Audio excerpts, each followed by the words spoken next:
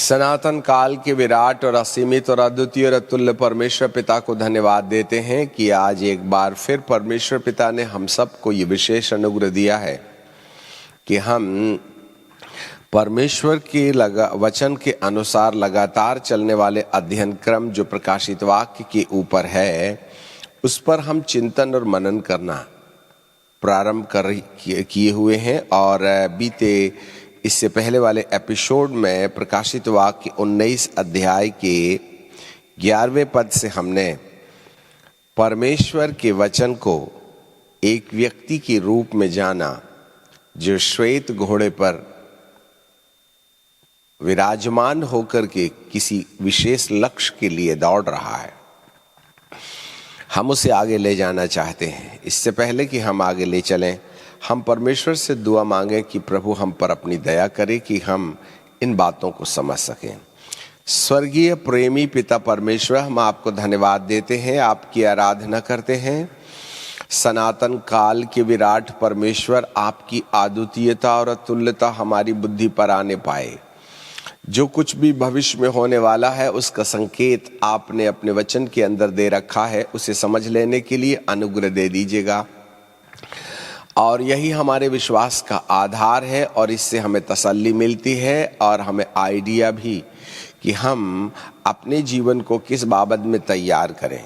हमारी आशा परमेश्वर के वचन के अंदर छुपी है। इसीलिए प्रभु, हमारे विश्वास को मजबूत करने के लिए अब आप अपने वचन के प्रकाश को हमारे सामने रख दीजिएगा। बाप आसमानी, ऐसी आप कृपा और दया कर लीजिएगा। प्रभु, आपके दास की बुद्धि को पूरे रीति से अपने नियंत्रण में ले लीजिएगा। हर शब्द नपतुल गहरे अभिषेक में होने पाए, ऐसी आप कृपा और दया कीजिएगा। सुनने वालों के कान को स्पर्श कीजिएगा, जिससे कि वे अपने मन को भटकाने के बजाय आपके वचन पर अपना ध्यान केंद्रीकरण कर सकें। ऐसी आप कृपा और दया कर लीजिएगा। महान परमेश्वर, हम आपको धन्यवाद देते हैं, आपको महिमा आदर और सम्मान देते हैं। यीशु नासरी के नाम से मांग लेते हैं, आमीन। पिता परमेश्वर को धन्यवाद देते हैं कि वह अपने भक्तों को, जिन्हें उसने अंधकार में से छुड़ाकर ज्योति की संतान होने के लिए बुलाया, जिससे कि वे ज्योति के गुणों को अपने जीवन में प्रकट करें, इस बात को दर्शन रखते हुए परमेश्वर भावी दिनों में किस प्रकार की घटनाएं घटेंगी, उन तमाम घटनाओं को प्रकाशित वाक्य में जो भविष्यवाणी की किताब है उस पर लिख कर के यीशु के आगमन के पहले वाले लोगों के लिए भी वो कहीं ना कहीं चेतावनी और तैयारी का विषय दिया चाहता है। हमने देखा था कि प्रकाशित वाक्य के 19 अध्याय के 11वें पद में कि दर्शन में यूहन्ना ये देखता है कि मैंने स्वर्ग को खुला हुआ देखा और एक श्वेत घोड़ा है और उस पर एक सवार है। और आगे बाइबल में हमने देखा 13वें पद में कि वह लहू का छिड़का हुआ वस्त्र पहने हैं और उसका नाम है परमेश्वर का वचन, द वर्ड ऑफ गॉड। और हमने पहले ये भी देख रखा था कि वचन और कोई चीज नहीं वरन परमेश्वर के मन के अंदर पाया जाने वाला वह आत्मिक आंदोलन है या डिवाइन प्लान है, या वो जो कुछ करना चाहता है अदृश्य संसार में रहकर दृश्य संसार में जिन घटनाओं को वह घटित किया चाहता है, उस योजना को हम वचन कहते हैं। एक और से वचन परमेश्वर का दिमाग है। The word of God is the mind of God. The word of God is the desire of God. The word of God is the way to move over the material world. The word of God is the divine plan for his creation. परंतु यहां दर्शन में उसे एक व्यक्ति के रूप में आकलित किया जा रहा है और वह श्वेत घोड़े पर विराजमान है और वह पुरुष की तरह है और उसने वस्त्र भी पहन रखे हैं और उसके वस्त्र शुद्ध मलमल के हैं जरूर, परंतु उसमें लहू छिड़का हुआ है, इसलिए उस पर विश्वास किया जा सकता है और वह सत्य है और धार्मिकता उसके पास पाई जाती है। और न्यायिकता भी पाई जाती है, और वह धार्मिकता और न्याय के आधार पर हरकत भी करता है, लड़ाई। और उसकी आंखें आग की ज्वाला हैं, उसका अपना सिर भी है जिस पर कई राजमुकुट रखे गए हैं, और उसका एक नाम है जिसको वह स्वयं जानता है और कोई दूसरा नहीं। अब तक हम जो वचन है उसको सांकेतिक रूप में दिए गए नाम के द्वारा हम उसके अद्भुत कामों को देख रहे हैं, जहां हमारा उद्धार हो जाता है। उद्धार करता कोई नाम नहीं है वरन काम है। यीशु का मतलब ही होता है द डिलीवरर। उसका ओरिजिनल नाम तो हमको बाद में पता चलेगा। ये है वो परमेश्वर का वचन जिसका नाम परमेश्वर का वचन सांकेतिक। अब हम आगे चलना चाहते हैं। 14वें पद में बाइबिल हमें बताती है, स्वर्ग की सेना श्वेत घोड़े पर सवार और श्वेत और शुद्ध मलमल पहने हुए उसके पीछे पीछे है। अब आपके पास एक बड़ा प्रश्न ये है, स्वर्ग की सेना, ये सेना आई कहां से? कौन सी सेना है? क्या वे स्वर्गदूत हैं? क्या वे मिकाइल के साथ में काम करने वाले योद्धा हैं, बल योद्धा हैं? इसके लिए हमें थोड़ा चिंतन करना पड़ेगा। ये जो श्वेत घोड़े पर सवार जो स्वर्ग की सेना है, वो स्वर्गदूत नहीं है। जिब्राइल, मिकाइल और उसके साथ लड़ने वाले योद्धा वे नहीं हैं, वरन ये वो संत लोग हैं जिन संतों को प्रकाशित वाक्य की किताब में और उसके 12वें अध्याय में एक स्त्री जो सूर्य ओढ़े थी और पैर के नीचे चांद था, और उसने अपने सिर पर 7 तारों वाला 12 तारों वाला मुकुट पहन रखा था।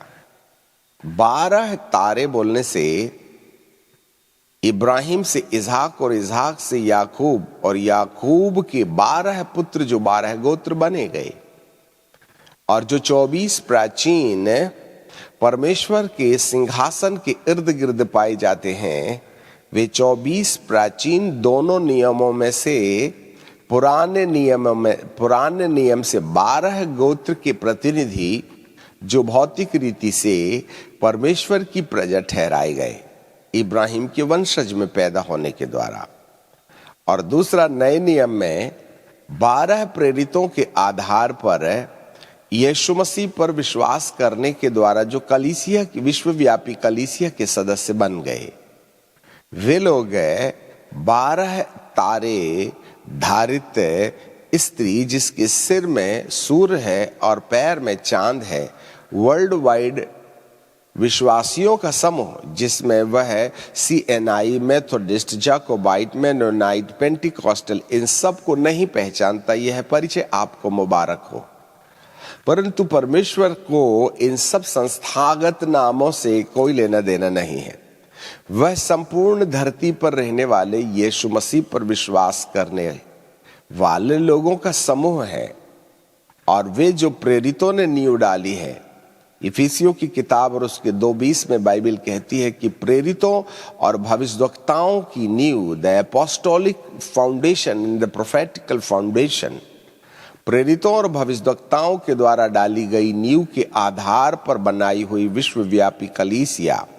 इसलिए 7 साल के महाक्लेश काल में जो 12 तारों धारण की हुई स्त्री का जो विवरण मुकुट में देखा गया है, होना चाहिए 24। इसलिए ये जो 12 तारे वाली 12 तारों का मुकुट पहन करके जो स्त्री है, जो गर्भवती है, जो चिल्लाती है क्योंकि उसको प्रसव पीड़ा हो रही है, वह 12 गोत्रों के लोग हैं। और आपको जानकारी मिले, इन 12 गोत्रों का कहीं ना कहीं जो इजरायली हैं, यहूदी हैं, इनका उद्धार सुनिश्चित है। प्रभु अपने लोगों के पास पहले गए थे परंतु बेटों ने अपनी रोटी फेंक दी, इसलिए कुत्तों ने चूर चार खा के उद्धार पाया था। हम अन्य जातियों पर परमेश्वर की दया इसलिए हुई क्योंकि बेटों ने रोटी को अस्वीकार कर दिया। इसीलिए वे दूसरे आगमन में उठाए जाने के लिए डिस्क्वालिफाइड हो गए, क्योंकि यीशु के नाम के बिना पिता तक पहुंचने के लिए कोई दूसरा रास्ता बकाया नहीं है। मैं ही दरवाजा हूं, मेरे बिना कोई पिता के पास नहीं जा सकता, और जो भी दरवाजा छोड़कर दायां बायां से आए वह चोर और डाकुओं की गिनती पर होगा। इसलिए परमेश्वर अपनी यहूदी और इजरायली प्रजा को चोर और डाकुओं के नाम से अंगीकृत नहीं किया चाहते हैं, और इस कारण से परमेश्वर ने इनका चुनाव किया कि मैं पीड़ा की दशा में तुम्हारा उद्धार कराऊंगा। और एलिया और मूसा अपनी महिमा की देह में इस धरती पर आते हैं और 3.5 साल तक यीशु ही प्रभु और उद्धार करता है। इस बात के विषय को केंद्रीकरण करते हुए वे संपूर्ण यहूदी समुदाय को, अशूरियों को और मिस्रियों को, रेस्ट ऑफ द पीपल जो यीशु के दूसरे आगमन में उठाए नहीं गए हैं, उनको चेतावनी के लिए संदेश देते रहे हैं। ऐसे समय में यहूदी समुदाय में से ऐसे लोग जो मूसा की 101% आज्ञा को मान करके अपने आप को मसीहा के आने के लिए तैयार किए हुए लोग हैं, जो बैचलर हैं, अविवाहित हैं, पवित्र हैं, जो पैदा ही इसलिए होते हैं कि हमको मरना इसलिए है कि हमको अनंत जीवन प्राप्त हो, ऐसे चुने हुए लोग भी रह जाएंगे। और ऐसे समय में जब एलिया और मूसा की गवाही होगी तो यह स्त्री जिसको जच्चा की पीड़ा हो रही थी और वह गर्भ धारण किए हुए था कि उसको एक बेटा होवे, ये जो बेटा है 5वें पद में लिखा है, और वह बेटा जनी, प्रकाशित वाक्य 12:5, और वह बेटा जनी जो लोहे का राजदंड लिए हुए सब जाति पर राज्य करने पर था। अब इसको याद रखना, सब जातियों पर राज्य करने पर था, वह उसके सिंहासन के पास उठा करके पहुंचा दिया गया और वह स्त्री जंगल में भाग गई। इससे ऐसे पता चलता है कि संपूर्ण इजरायली समुदाय का उद्धार नहीं होगा, वरन फर्स्ट इंस्टॉलमेंट में जैसे ही एलिया और मूसा कहेंगे कि यीशु ही मसीहा है, तो हर गोत्रों में से 12 हजार, इसे यदि मैं आपके लिए पढ़ूं तो प्रकाशित वाक्य की किताब और उसके 12वें अध्याय के बाद यदि हम निकाल करके उसको देखें 14वां अध्याय में, बुक ऑफ रेवलेशन चैप्टर 14, फिर मैंने दृष्टि की और देखो मानो मेमना सिय्योन पहाड़ पर खड़ा है और उसके साथ 1,44,000 जन। अब ये 1,44,000 जन कौन है? 1,44,000 जन जिनके माथे पर उसका और उनके पिता का नाम लिखा है। और स्वर्ग में से मुझे एक ऐसा शब्द सुनाई दिया जो जल की बहुत धारा से और बड़ी गर्जन का सा शब्द था, और जो शब्द मैंने सुना वह ऐसा था मानो वीणा बजाने वाले वीणा बजाते हैं, और जो सिंहासन के सामने और चारों प्राणियों और प्राचीनों के सामने मानो एक नया गीत गा रहे थे। उन 1,44,000 जनों को छोड़कर जो पृथ्वी से मोल लिए गए थे, कोई यह गीत नहीं गा सकता था। और ये वे हैं जो स्त्री से अशुद्ध नहीं, स्त्री के साथ अशुद्ध नहीं हुए, वरन वे कुंवारे हैं। ये वे हैं कि जहां कहीं मेमना जाता है उसके पीछे हो लेते हैं। अब यहाँ बहुत स्पष्ट है, जहां मेमना जाता है वहां वे उसके पीछे हो लेते हैं। ये तो परमेश्वर के नियमित पहला फल, द फर्स्ट फ्रूट, पहला फल होने के लिए मनुष्यों में से मोल लिए गए हैं और उनके मुख से कभी झूठ ना निकला था, वे निर्दोष हैं। ये जो 7 साल के महाक्लेश काल के ठीक बीच में इजरायली जाति में से स्त्री और जिसके सिर में सूर्य और पैर में चांद है और उसने 12 तारों का मुकुट पहना है, एलिया और मूसा के संदेश को सुनने के बाद परमेश्वर की ओर से चुनाव में आने वाले 1,44,000 जो हर गोत्रों में से 12,000 लोग हैं, वे बच्चे हैं जो जच्चा के रूप में उस स्त्री के गर्भ में थे। और जो ड्रैगन है, पुराना लाल अजगर, उसको बच्चे को खा लेना चाहता था, परंतु परमेश्वर ने इस स्त्री की प्रसव पीड़ा के बाद उत्पन्न बालक को, जिसको 12वें अध्याय के 5वें पद में देखा कि वो वो बच्चा एकाएक परमेश्वर के पास पहुंचा दिया गया। ये 1,44,000 लोग हैं जो अविवाहित थे, जिनके मुंह से झूठ नहीं निकला, और वे परमेश्वर के लिए पूर्णतः पवित्र थे। नाम मसीहा नहीं था उनके विश्वास में, परंतु जैसे ही ये संदेश जो एलिया और मूसा के द्वारा उन्होंने सुना, वे एक साथ 1,44,000 लोग धरती से उठाए गए। ये 7 साल के महाक्लेश काल के ठीक बीच में होगा। और वो बेटा जनी, और उस बेटे को परमेश्वर ने अपने पास बुला लिया। और बाइबल 14वें अध्याय में कहती है कि मेमना जहां जहां जाता है वहां वहां ये लोग जाते हैं। जी हाँ, उसके पीछे पीछे चलते हैं। अब अपने विषय पर आ जाएं तो 19वें अध्याय में जो श्वेत वस्त्र पहने, श्वेत घोड़े पर बैठने वाला जो सवार है, वह परमेश्वर का वचन है, मसीह का दूसरा रूप, न्यायिक रूप। और उस सवार के कपड़ों में लहू छिड़का है। था तो पहले श्वेत शुद्ध मलमल का, परंतु उसमें लहू छिड़के हैं। कैप्टन के कपड़े रंग बिरंगे हैं, लहू से छिड़के हुए हैं। और जो स्वर्गीय सेना उसके पीछे चल रही है, वो श्वेत और शुद्ध मलमल। अब ये श्वेत और शुद्ध मलमल का मतलब क्या है? श्वेत और शुद्ध मलमल,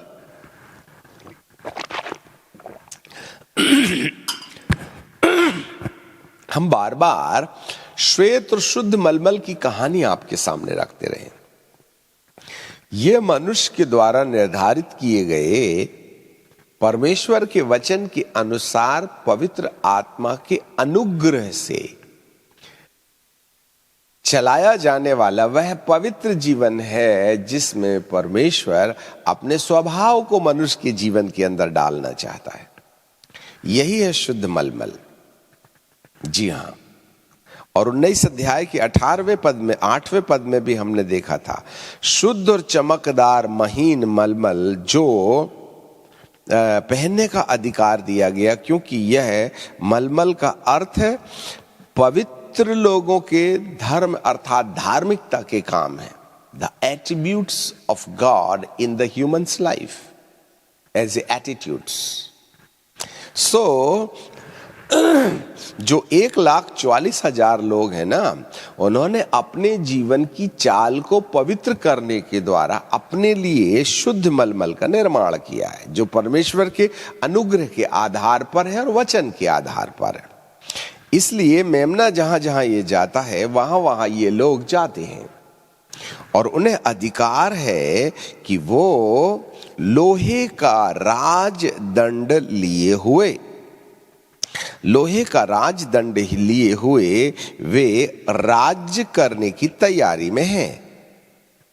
क्योंकि ये बातें आपको प्रकाशित वाक्य के 12वें अध्याय के 5वें पद में देखा कि वह सिंहासन पर उठा उसका बच्चा एकाएक परमेश्वर के पास और उसके सिंहासन के पास पहुंचा दिया गया, और वह स्त्री जंगल को भाग गई। जी हाँ, अभी हमें बाइबल ये बताती है 14वें अध्याय में, ठीक है, वहां पर हमने देखा कि वे स्त्रियों से अशुद्ध नहीं किए गए थे और वे कुंवारे थे, और वे यही हैं जहां मेमना जाता है और वे उसके पीछे हो लेते हैं। ये तो परमेश्वर के नियमित पहले फल हैं। इन्होंने झूठ नहीं बोला था और ये लोहे का राजदंड लिए हुए राज्य करने वाले थे। अब फिर से वापस अपन 19 अध्याय में चले आते हैं। अभी बाइबल हमें यह बताती है, तो ये स्वर्ग की सेना और कोई नहीं 1,44,000 लोग हैं जिनके जीवन पवित्र और शुद्ध हैं, और जहां मेमना जाता है उसके पीछे हो लेते हैं, और जाति जाति को मारने के लिए उनके मुख से चोखी तलवार निकलती है। जाति जाति को मारने के लिए उनके मुख से इस आत्मिक सेना को, संतों को, जिसे उन्होंने इजरायलियों में से चुना है, जो उठा लिए गए, वे स्वर्ग से 3.5 साल के बाद फिर मेमने के साथ आएंगे श्वेत घोड़े पर विराजमान होकर। वे गए तो ऐसे ही थे, परंतु स्वर्ग में उनको श्वेत घोड़ा दिया गया जिस पर बैठ करके वे अपने सेनापति वचन के साथ में चले आ रहे हैं, और उनके मुख से चोखी। अब मुख से क्यों? अभी भाई समझ में नहीं आता है कि मुख से एक चोखी तलवार निकलती। भाई तलवार तो हाथ में न रखते हैं, तलवार तो हाथ में रखते हैं और हाथ से तलवार चलाते हैं। मुख से निकलने का मतलब क्या है? चोखी तलवार।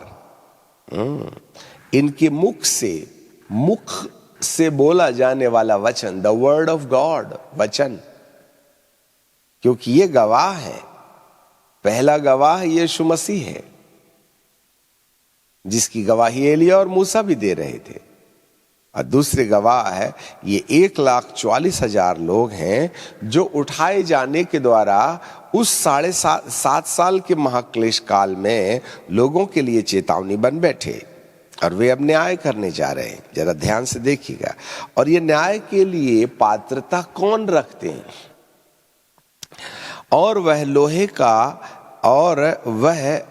का राजदंड लिए हुए उन पर राज्य करेगा। लोहे का राजदंड। रेप्चरेशन से पहले प्रभु के हाथ में धार्मिकता का राजदंड था, जिसको प्रकाश इब्रानी की किताब के पहले अध्याय में और उसके 8वें पद में आपको देखने के लिए मिलता है। Book of Hebrew chapter 1 and verse 8, वहां लिखा है, और वह पुत्र से कहता है, हे परमेश्वर, तेरे सिंहासन युगान युग रहे, और तेरे राज्य का राजदंड न्याय का राजदंड है। इंग्लिश में न्याय की जगह में धार्मिकता लिखा है। Your sceptre is the sceptre of your righteousness. तेरे राज्य का राजदंड धार्मिकता का राजदंड है। धार्मिकता में परमेश्वर की योजना के अनुसार दया है, और विश्वास के द्वारा दया के रास्ते हमारा उद्धार हो जाता है। इफिसियों 1:8 में लिखा है, परमेश्वर के विश्वास के द्वारा अनुग्रह ही से तुम्हारा उद्धार हुआ। 2 अध्याय में 2:8 में अनुग्रह ही के द्वारा तुम्हारा उद्धार हुआ है। तो जो रेप्चरेशन के पहले, कलीसिया के उठाए जाने से पहले प्रभु जो अनुग्रह के सिंहासन पर विराजमान थे, उस समय वे दया के आधार पर न्याय को कंडम करने के लिए, कंडम नहीं कर, मैं अपने शब्द वापस लेता हूं, न्याय को पूरा करने के लिए वे अपनी प्रेम की दया दिखाते हैं, जिससे कि पापियों के पापों को क्षमा करते हुए वे उनका नाम पापियों की लिस्ट से काट करके धर्मियों की लिस्ट पर लिख सकें।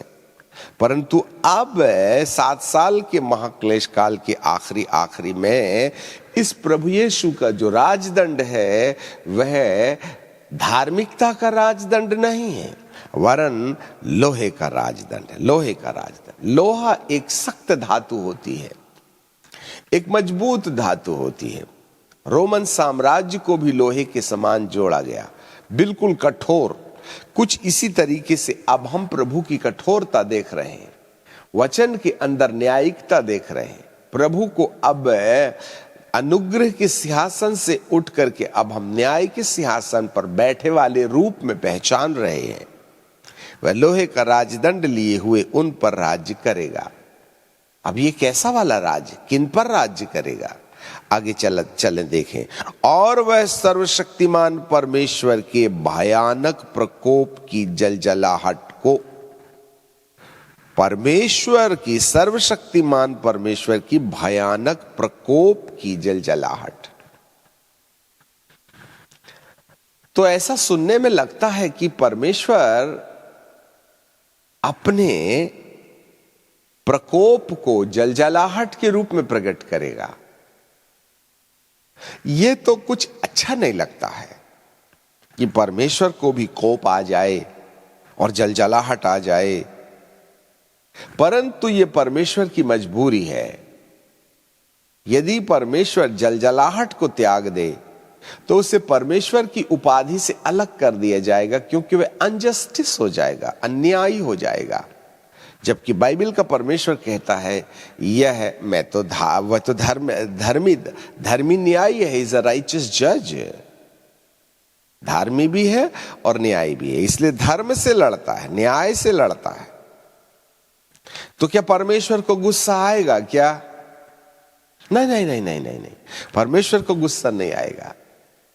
परमेश्वर मजबूरन गुस्सा होना पड़ेगा उसको, जिससे कि वे अपना सिंहासन बचा सके। माफ करने की एक सीमा थी, परंतु जब माफ करने का वक्त खत्म हो गया तो हम दोषी तो ठहराए जाएंगे ही जाएंगे। इसलिए परमेश्वर की भयानक प्रकोप की जलजलाहट की मदिरा के कुंड में दाख रौंदेगा, दाख रौंदेगा, और उसके वस्त्र और जांग पर यह नाम लिखा है, राजाओं का राजा और प्रभुओं का प्रभु। अब हमको थोड़ा सा यहां रुक करके चिंतन करना होगा, क्या सर्वशक्तिमान परमेश्वर भयानक प्रकोप की जलजलाहट अपनी ही सृष्टि के ऊपर भेजेगा? वैसे तो परमेश्वर ने ऐसा कोई मन नहीं बनाया था, और ना ही परमेश्वर चाहता है कि अपनी भयानक प्रकोप की जलजलाहट अपनी ही सृष्टि के ऊपर दिखाए। तो फिर ऐसा हो क्यों रहा है? तो प्रभु के पास इसका अपना एक उत्तर है कि मैंने मनुष्यों को धार्मिकता के आधार पर बचाने का उपाय किया है, क्योंकि तुम और तुम्हारे पूर्वजों ने अदन के बगीचे में परमेश्वर की आज्ञा को तोड़ने के कारण से अपने आप को न्याय के हाथ में सौंपा है। वे जानते थे, उनको परमेश्वर ने कहा था कि भले और बुरे की ज्ञान के वृक्ष के फल को मत खाना, और जिस दिन तुम खाओगे उस दिन अवश्य मर जाओगे, अर्थात सजा की पात्रता तुम्हारे पास होगी। एक ही आज्ञा थी अदन के बगीचे में, जो आदम और हव्वा को परमेश्वर पिता ने दिया कि तुम वाटिका के हर वृक्षों का फल खा सकते हो, परंतु भले और बुरे के ज्ञान के वृक्ष के फल को मत खाना, नहीं तो अवश्य मर जाओगे। वे जानते थे परमेश्वर की बातें, परंतु उन्होंने परिस्थितियों के दबाव में आकर किसी गैर की बात सुनना पसंद किया, और जिस आज्ञा को परमेश्वर ने मानने के लिए कहा था कि भले और बुरे के ज्ञान के वृक्ष के फल को मत खाना, परंतु उन्होंने वो वाला फल खा लिया, जिसके परिणाम स्वरूप परमेश्वर ने उनको अयोग्य समझ करके अदन के बगीचे के बाहर कर दिया, और पूर्व दिशा में उसने करूबों को नियुक्त कर दिया कि वे किसी भी आदम के द्वारा उत्पन्न संतानों को जब तक परमेश्वर की दया ना हो तब तक वे उन्हें अंदर ना आने दें। ये बात उत्पत्ति की किताब उसके 2 अध्याय के 24वें पद में हमको पढ़ने के लिए मिलती है।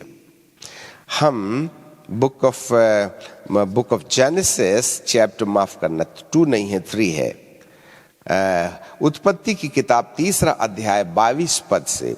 और फिर यहोवा परमेश्वर ने कहा, मनुष्य भले और बुरे का ज्ञान पाकर हम में से एक के समान हो गया है, इसलिए ऐसा ना हो कि वह हाथ बढ़ाकर जीवन के वृक्ष का फल भी तोड़ करके खा ले और सदा जीवित रहे, तब यहोवा परमेश्वर ने उसको आदन की वाटिका से निकाल दिया कि वह भूमि पर खेती करे और जिससे वह बनाया गया था। इसलिए आदम को उसने निकाल दिया और जीवन के वृक्ष के मार्ग का पहरा देने के लिए वाटिका के पूर्व की ओर करूबों को और चारों ओर घूमने वाली ज्वालामयी तलवार को नियुक्त कर दिया।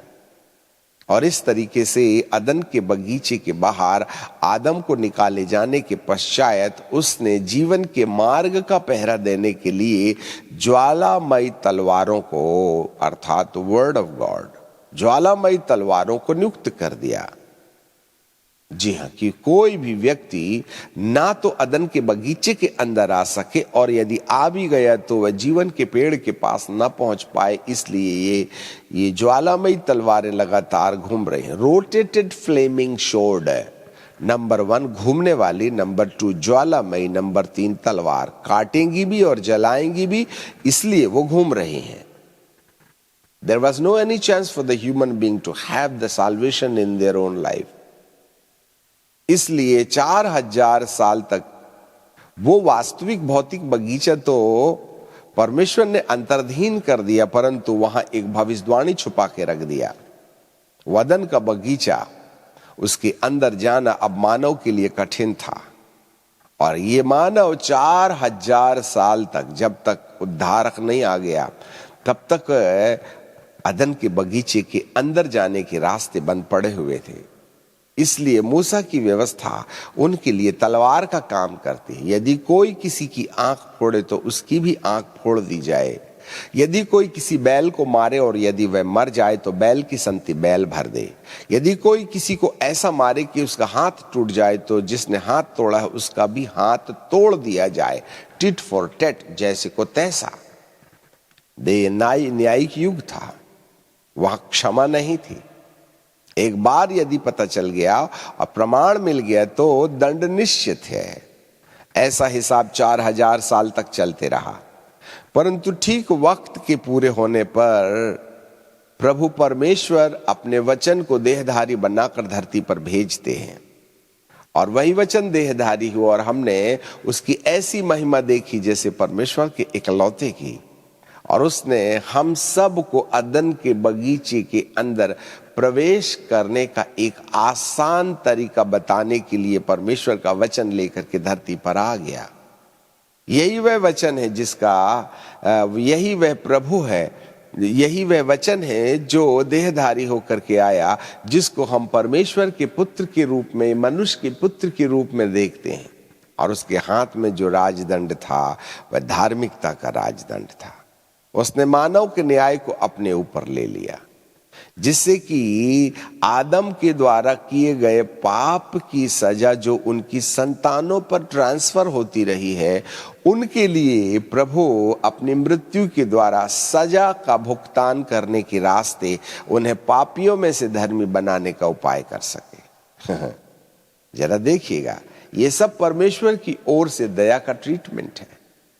वह अपनी सृष्टि को बचाना चाहता है, परंतु सवाल यह है कितनों ने उसकी इस सलाह को माना, कितनों ने उस धार्मिकता को विश्वास के द्वारा अपने लिए लिया। बहुत तो ढिठाई करके उसको धर्म है बोल करके मानने से इनकार करते रहे।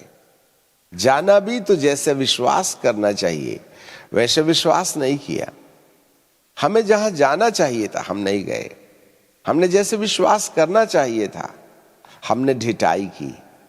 फिर प्रभु यीशु मसीह क्रूस पर अपने प्राण बलिदान देने के वक्त कहते हैं, हे पिता इन्हें क्षमा कर दे, ये नहीं जानते कि क्या करते हैं। देखो ये सब एविडेंसेस हैं।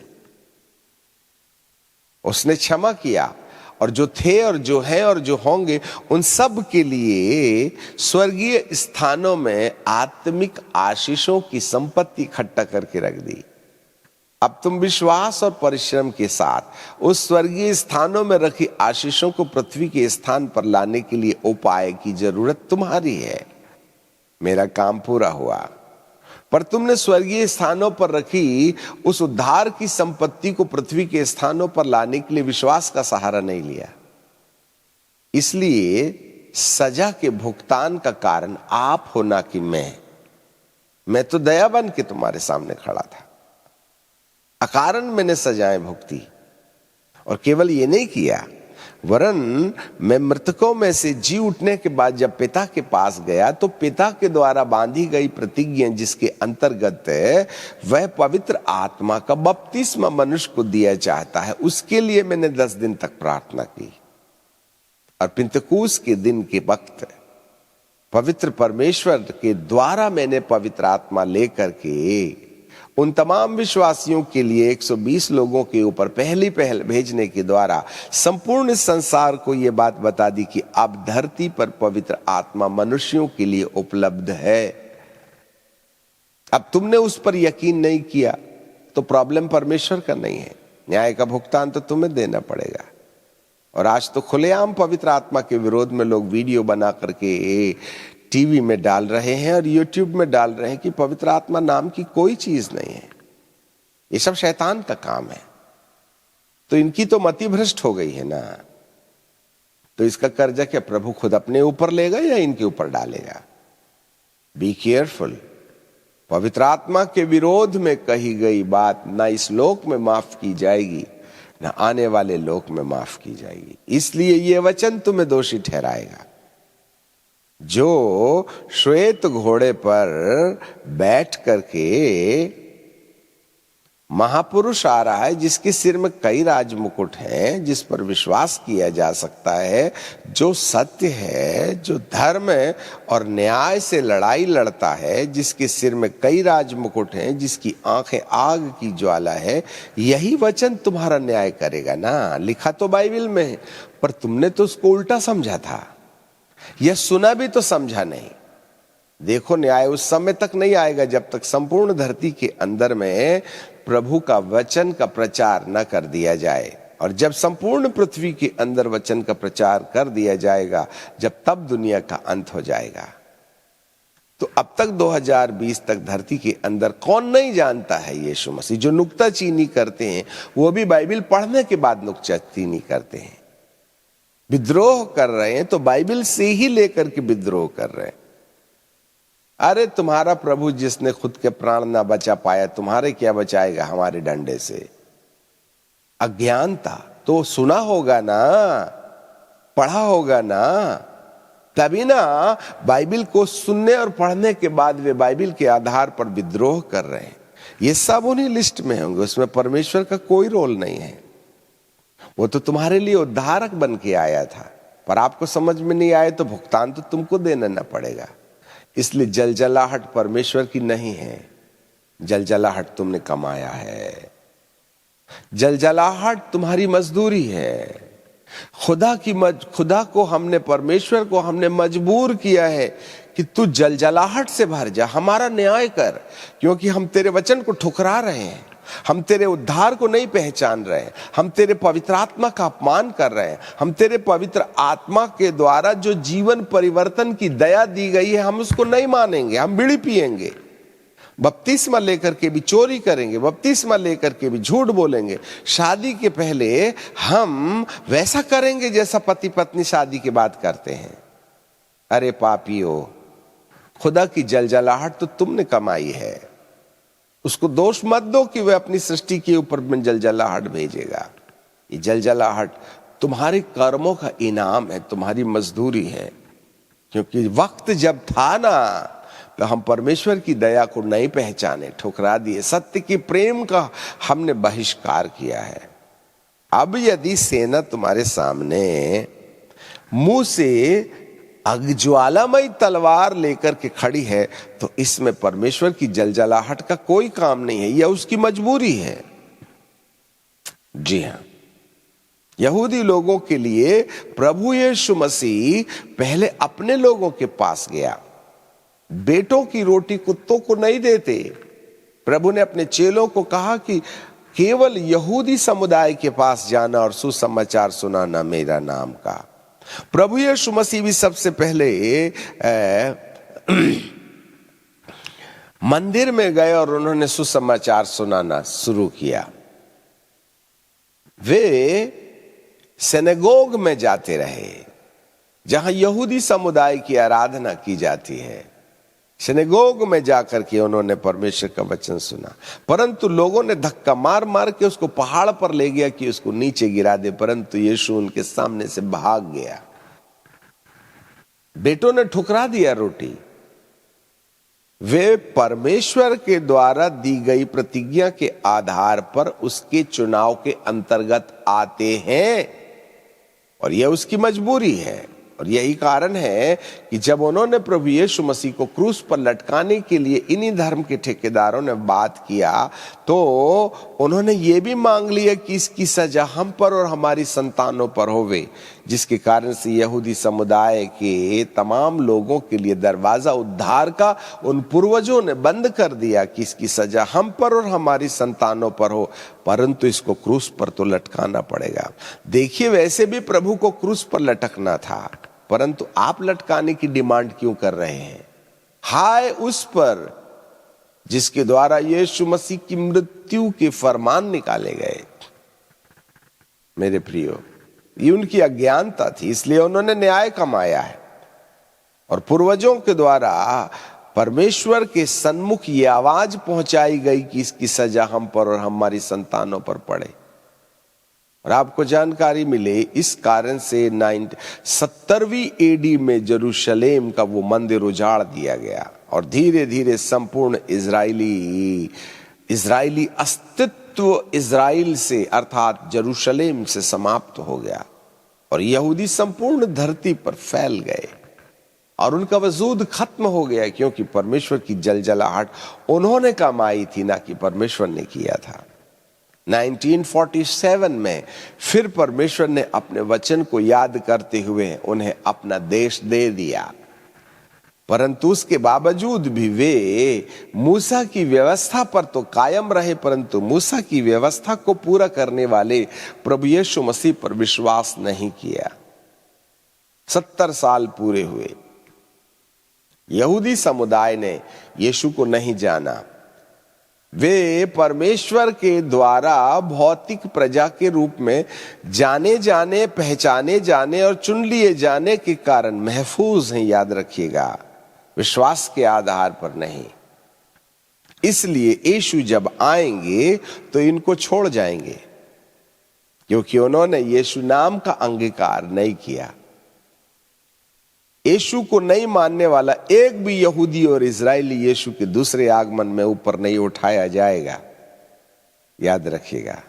इस कारण से परमेश्वर ने उनके लिए फिर 7 साल के महाक्लेश काल का आखिरी चांस रखा कि इस 7 साल के महाक्लेश काल में दानवीय तांडव के द्वारा एटलीस्ट वो मुझको पहचान जाएं। श्वेत घोड़ा जो 6वें अध्याय में है, वह ख्रिस्त विरोधी शासक है जिसने मंदिर बनाने की अनुमति दी। उन्हें वे मसीहा समझ बैठे, फिर वही उनके विरुद्ध खड़ा हो गया। तब उन्होंने पुकारना शुरू किया कि हे प्रभु, मसीहा कहां है? तब एलिया और मूसा उतरे और कहने लगे, ईसा नजराना यीशु, यीशुआ मसीहा, जिसको तुम्हारे पूर्वजों ने क्रूस पर लटका दिया, वही मसीह प्रभु है।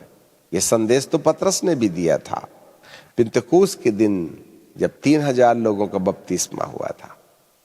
यही संदेश एलिया और मूसा भी देंगे और ये 1,44,000 लोग विश्वास करेंगे और अचानक आकाश गंगा में उठा लिए जाएंगे। पर स्त्री जंगल में भाग गई। संपूर्ण यहूदी जाति का उद्धार नहीं हुआ। अब यहां से 3.5 साल जो बचे हुए हैं, वन वर्ल्ड गवर्नमेंट अर्थात ख्रिस्त विरोधी या वह पशु या विनाश का पुत्र अपने तरीके से सजा याफ्ता देने का काम करेगा। अब यहां पर जो धन यहूदियों, इसराइलियों, मिस्रियों और असुरियों और उन लोगों को जो यीशु मसीह पर विश्वास नहीं किए धरती पर रह गए, और वो लोग जो विश्वास किए परंतु पवित्र जीवन नहीं जिए, ईसाई जाति के लोग भी धरती पर रह जाएंगे।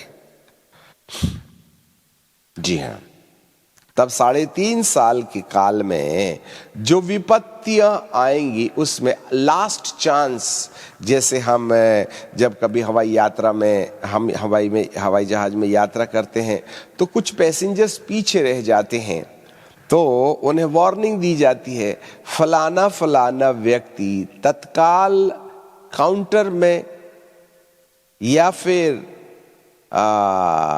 जहाज में बैठने के लिए तैयार हो जाए। This is the last and the final call. इसके बाद कंप्यूटर लॉक हो जाता है, जहाज का दरवाजा भी बंद हो जाता है। ये 7 साल का महाक्लेश काल अंतिम चेतावनी है, last and the final call. और ये 3.5 साल में अब हमें अपनी सूझबूझ तैयार करनी है, और इस सूझबूझ के आधार पर हमको ये समझना पड़ेगा कि वास्तव में उद्धार कहां है। संपूर्ण संसार एक व्यक्ति के हाथ में होगा, जिसमें संपूर्ण राजनीति होगी, संपूर्ण अधिकार होगा, शक्ति होगी, संपूर्ण धन व्यापार दौलत होगी, और संपूर्ण धर्म की एकता होगी। और जो भी मुझे मानेगा, मैं उसे अपनी राज्य में रहने की अनुमति दूंगा, अपने अधिकारों में से अधिकार दूंगा, अपनी धन में से धन दूंगा क्योंकि धन अब मेरा है, और धर्म की स्वतंत्रता दूंगा। पर तुम्हें एक ही काम करना पड़ेगा, मेरा निशान लगाना पड़ेगा। परंतु दूसरे ओर एलिया और मूसा कहेगा, तुम्हें यीशु मसीह पर विश्वास करना है और वचन के अनुसार पवित्र जीवन की चाल चलना है, तो पिता तुम्हें निशान लगाएगा, परमेश्वर की मोहर लगाई जाएगी। अब चुनाव तुम्हारे हाथ में है। जिन्हें धरती पर शासन चाहिए, जिन्हें धरती पर अधिकार चाहिए, जिन्हें धरती पर पैसा चाहिए, जिन्हें धरती पर धार्मिक स्वतंत्रता चाहिए, 4 बातें कान खोल के सुन लीजिएगा, मैं फिर एक बार रिपीट करूंगा।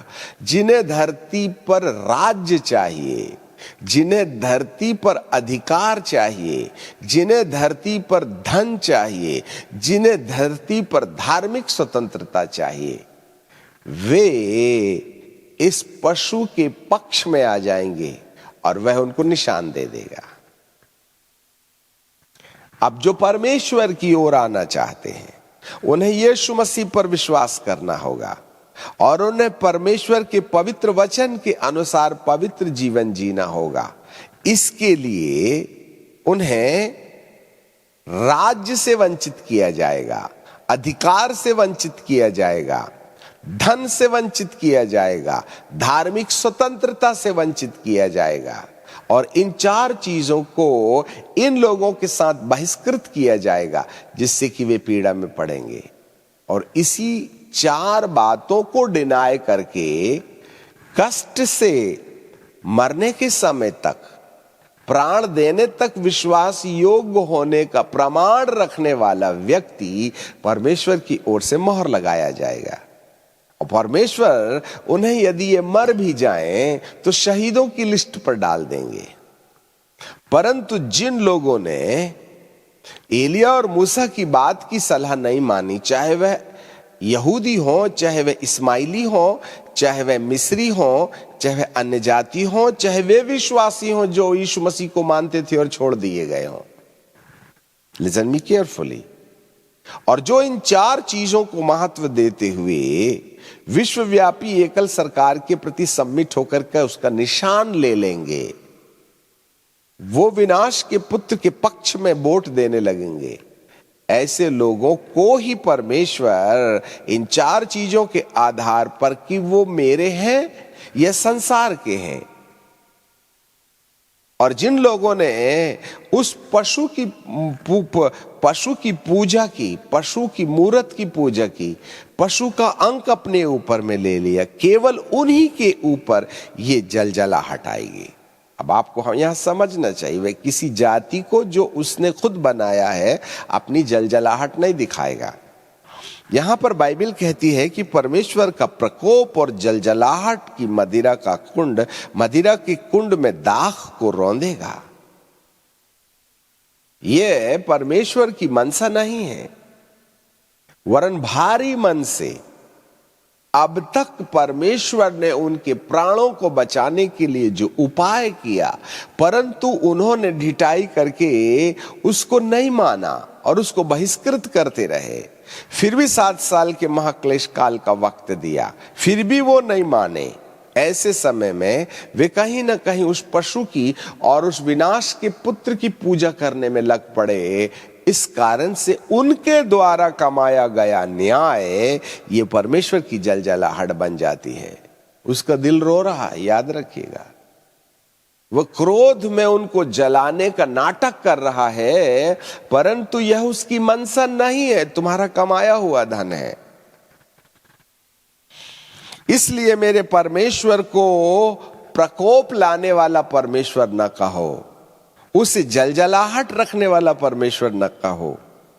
वह तो दयालु है कब से तुम्हारे लिए, परंतु तुमने जो दया का बहिष्कार किया है, तुमने जो उसके प्रेम को नहीं जाना, तुमने जो उसकी धार्मिकता के ऊपर विश्वास नहीं किया, उसकी पवित्रता के ऊपर विश्वास नहीं किया, और जो अनुग्रह परमेश्वर ने दिया था उसका दुरुपयोग किया। आज लोग उसके अभिषेक को बेच खरीद रहे हैं।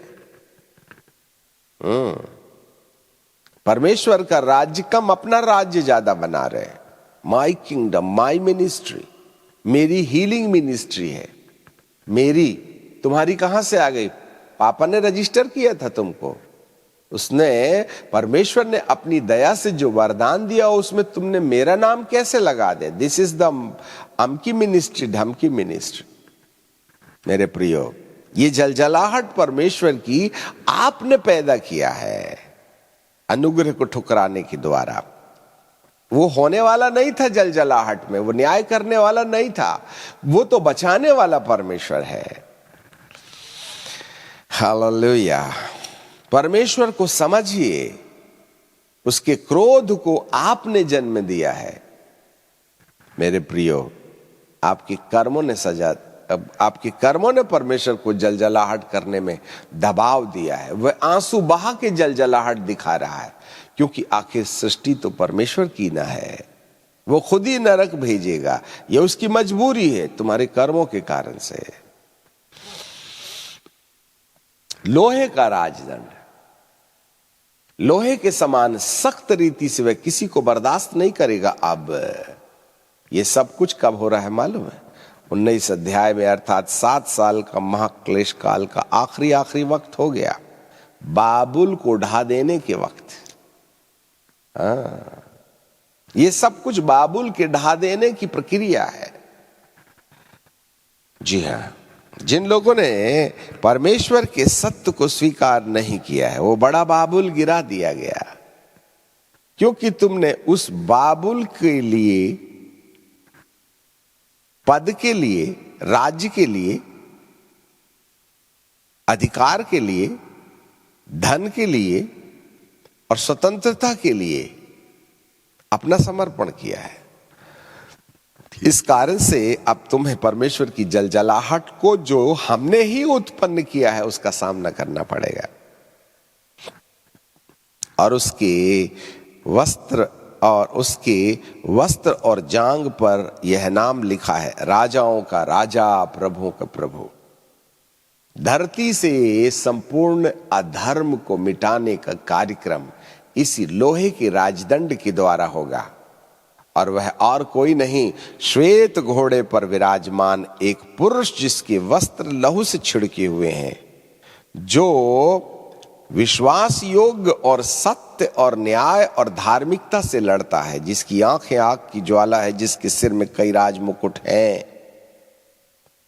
ओ, उसके पीछे 1,44,000 लोग हैं, जिनके होठों से आग की लपटें तलवार के समान निकलती हैं। ये तुम्हारा न्याय करेंगे।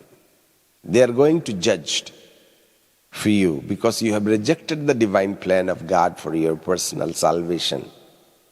जी हां, ये अंतिम समय में होगा, फिर कोई चांस नहीं है। झूठा भविष्यवक्ता, ख्रिस्त विरोधी और वही पुराना अजगर कैद किया जाएगा। उसको आगे हम देखेंगे। और धरती पर हर मानव को परमेश्वर का वचन दोषी ठहराएगा और वचन के आधार पर उनका न्याय किया जाएगा। जी हां, और इसके बाद हम उन तीनों के साथ उस अथाह कुंड में डाल दिए जाएंगे जिसका धुआं युगान युग निकलता रहेगा। वहां से कोई फिर न बचा पाएगा। जब तक आप शरीर में हैं अपने प्राणों को बचा सकते हैं। जब तक आप इस संसार में हैं या तो आप पहले ही आगमन में, यीशु के दूसरे आगमन में उठा लिए जाएं। 7 साल का महाक्लेश काल का इंतजार न करें। और यदि गिने चुने लोग 7 साल के महाक्लेश काल में छोड़ भी दिए जाते हैं तो भी परमेश्वर ने वहां आपके लिए उपाय रखा है। और उसके बावजूद भी यदि आपने ढिठाई की तो युगान युग उठने वाला धुआं, जहां ख्रिस्त विरोधी झूठा भविष्यद्वक्ता और वही पुराना अजगर इब्लीस होगा, वहां हम भी उसके साथ युगान युग तक उस भयानक आग में जो 10,000 सेंटीग्रेड तापमान है, वहां हम जलते और जलते और जलते रहेंगे। पिता परमेश्वर आपके मन की आंखों को खोले और हमें ज्ञान और प्रकाश की आत्मा दे। मेरे प्रियो, कुछ इसी तरीके से यीशु के आगमन के पहले भी 7 साल के महाक्लेश काल की ग्लिम्स दिखाई देंगे। और इस ग्लिम्स में जरा ध्यान दे दीजिएगा, हम अंतिम पड़ाव पर हैं। इस ग्लिम्स में जैसा हम प्री ट्रिबुलेशन में प्री एंटी क्राइस्ट की बात कर रहे हैं, वहां भी इसी प्रकार का प्रकोप होगा। वहां भी वचन हमारा न्याय करेगा। वहां भी श्वेत घोड़ा अर्थात परमेश्वर का वचन और पवित्र लोगों के मुंह से निकलने वाले वचन की सच्चाई आपका न्याय करेगी। इसलिए यीशु के आने के पहले बहुत से लोगों को न्यायिकता के रास्ते जाना पड़ेगा। गॉड इज गोइंग टू जज हिज पीपल। इसीलिए जो लोग इस युग में यीशु के आने के पहले वचन में मिलावट करने का काम कर रहे हैं, आप कान खोल के हाथी समान सुनिए अगले 3 मिनट। जो लोग परमेश्वर के वचन के ऊपर मिलावट का काम कर रहे हैं, जिन लोगों ने याजकों को चेतावनी है, जिन्होंने लोगों को अपने पक्ष में करने के लिए वचन की सच्चाई नहीं बताई, वरन वचन में मिलावट करते रहे, लोगों को लुभाने और ललचाने के लिए और भीड़ इकट्ठा करने के लिए बाइबिल के कुछ वचनों को काम में लाया, बाकी को बहिष्कार कर दिया कि ये प्रेरितों के लिए है। उन्होंने धार्मिकता की और छुटकारे की बात जरूर की, परंतु यीशु के आगमन के पहले मृत्यु के बाद वाले जीवन की कहानी में किस तरीके से आचरण को व्यवहारिक रूप में हमको मसीह के समान बना देना चाहिए, इस बात की शिक्षा नहीं दी। जिनके पीछे लोग थे, ऐसे लोगों को परमेश्वर का सामना करना पड़ेगा। Listen me carefully. इसलिए जागृति के आने से पहले, रिवाइवल के आने से पहले जितने भी झूठे प्रचारक हैं, जितने भी झूठे शिक्षक हैं, जो अपने स्वार्थ के लिए, अपने पेट के लिए बाइबिल को अपनी बुद्धि से अनुवाद करके उन्हें बताते हैं, भीड़ भड़क का इकट्ठा करने के लिए, जिससे कि दान चंदा ज्यादा हो जावे, इस मनसा से अभिषेक का, ज्ञान का, शक्ति का जो दुरुपयोग करते रहे हैं, ऐसे लोगों को परमेश्वर के न्याय का सामना करना पड़ेगा before the revival will come. इसलिए बाइबल दानियल की किताब में लिखता है कि धर्मी लोग गिराए जाएंगे जो बहुतों को धर्मी बनाते हैं, क्योंकि इस अजगर ने अपनी पूंछ से 1/3 तारों को नीचे गिरा दिया। और ये बातें दानियल की किताब में हमने कई बार आपको रिपीट करके बताया था, फिर वक्त आ ही गया है तो हम आपको बताना चाहते हैं। और दानियल की किताब और उसका 11वां अध्याय और उसके 35वें पद में, सिखाने वालों में से कितने गिरेंगे, इसलिए गिरने पाएंगे कि जांचे जाएं, क्योंकि तुमने सुसमाचार के ऊपर मिलावट किया है। आधा सुसमाचार तुमने सुनाया, और आधा जिसमें भीड़ आपको छोड़कर जाने की कगार में थी, उसको आपने बाईपास कर दिया। आशीष मिलेगी वाले प्रचारक बहुत हैं, चंगाई मिलेगी बोल के प्रचारक बहुत हैं, अमेरिका का वीजा मिलेगा बोल करके प्रचारक बहुत हैं, परंतु उनको बीड़ी भी छोड़ना चाहिए, वे अपने प्रचार से बाईपास कर देते हैं। बॉयफ्रेंड गर्लफ्रेंड नहीं चलेगा, ये वाला प्रचार नहीं करते हैं। शादी के पहले लड़का लड़की यदि बात भी कर लें और जाकर के पिक्चर में हॉल में बैठ भी जाएं तो उनको चेतावनी नहीं देते हैं। ऐसे वाले प्रचारकों को तो भुगतान देना ही पड़ेगा, क्योंकि तुमने जानबूझ करके अपने लोगों को परमेश्वर के वचन की सच्चाई नहीं सिखाई है, और इसके कारण से वे पाप में गिरे रहे। और जितने लोग आपके निर्देश के अनुसार पाप से बचने के बजाय पाप में पड़े रहे, उनका सारा भुगतान तुम्हारे नाम पर आएगा, याद रखिएगा। इसलिए हर एक प्रचारक ना बने, वो बहुत मार खाएंगे, लिखा है। प्रभु के वचन की अपने फायदे के लिए अधूरी शिक्षा देने से हमारे लिए न्यायिकता बटोरी जा सकती है। सावधान। इसलिए इस सेवा के काम में यदि आपको सेवा करना ही है तो पहले अपने जीवन की तैयारी करें और परमेश्वर से वायदा कहें कि जो तू बोलेगा वही मैं कहूंगा, जो तेरा वचन कहता है वही मैं करूंगा। लोग मेरी सुने या ना सुने, मेरे पीछे आए या ना आए, उससे मुझे कोई लेना देना नहीं है। तब खुदा तुम्हारी पीठ ठोकेगा और कहेगा ये मेरा आदमी है। बहुत से लोग गिरेंगे। यदि 7 साल के महाक्लेश काल के अंतिम पड़ाव पर जिन लोगों ने परमेश्वर के वचन को नहीं माना, तो ये श्वेत घोड़े पर विराजमान व्यक्ति जिसके सिर में कई राज मुकुट हैं, जो 1,40,000 लोगों की सेना लेकर के उन तमाम लोगों के साथ लड़ने जा रहा है, ऐसा जागृति के आने के पहले भी होगा। और इन समयों में 2020 में हम देख रहे हैं भारी मात्रा में याजकों के ऊपर में न्याय आ रहा है। The people of God is going to be judged by God।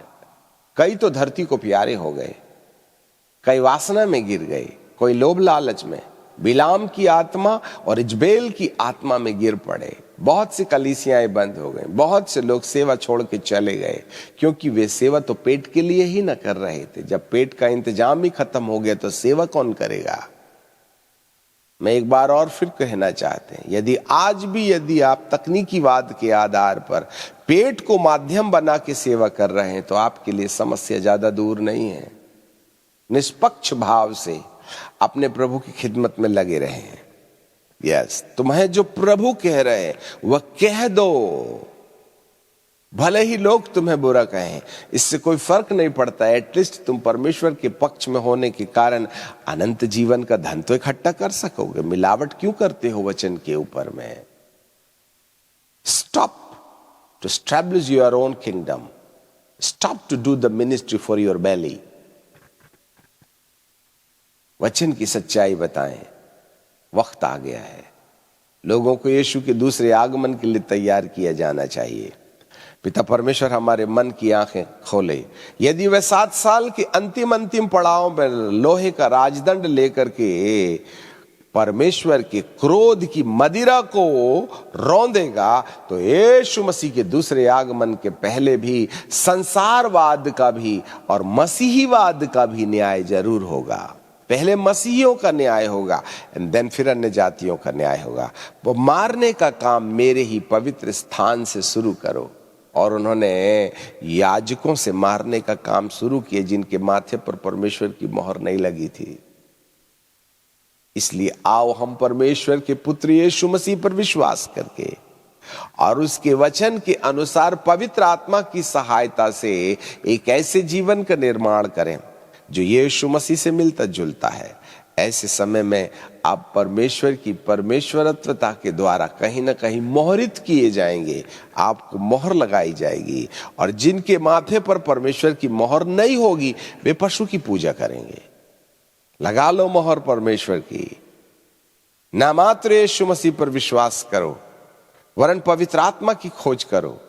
हर आज्ञा जो बाइबल के अंदर में लिखी है उसको मानने के लिए पवित्र आत्मा के अनुग्रह की डिमांड करो और कहो, प्रभु मैं तेरे वचन के अनुसार तेरी आत्मा की सहायता से एक ऐसा जीवन जीना चाहता हूं जो तेरे समान हो, तेरी ओरिजिनल से जेरेक्स बनना चाहता हूं। तो प्रभु आपके माथे पर मोहर लगा देंगे। तब आप मूर्त की पूजा करने से रुक जाएंगे और संसारवाद की मोहर लेने में अपने आप को इनकार कर देंगे। यदि ऐसा हुआ तो अनंत जीवन तुम्हारे हाथ है, और यदि ऐसा नहीं हुआ तो आपके पास से ये लॉटरी आई और आकर के चली गई। आप गरीब की गरीब बने रहिए। पैदा हुए थे पाप में, जिसका सजा मृत्यु के बाद में नरक लोक में होगा, हमारा भी ऐसा ही कुछ हाल होगा। पिता आपके मन की आंखों को खोले, हम दुआ मांगे। सनातन सनातन काल के विराट परमेश्वर, हम आपको धन्यवाद और धन्यवाद देते हैं। आपने बड़ी सफाई से सारी बातें स्पष्टता से कह दिया। हमारे मन की खुजलियों को मिटाने वाले संदेश नहीं, वरन मन के अंदर, कान के अंदर कीले के समान चुभने वाले संदेश आज आपने प्रकाशित किया। प्रभु जी, हम आपको धन्यवाद देते हैं, आपको महिमा और आदर और सम्मान देते हैं। यीशु नासरी के नाम से मांग लेते हैं, आमीन, आमीन।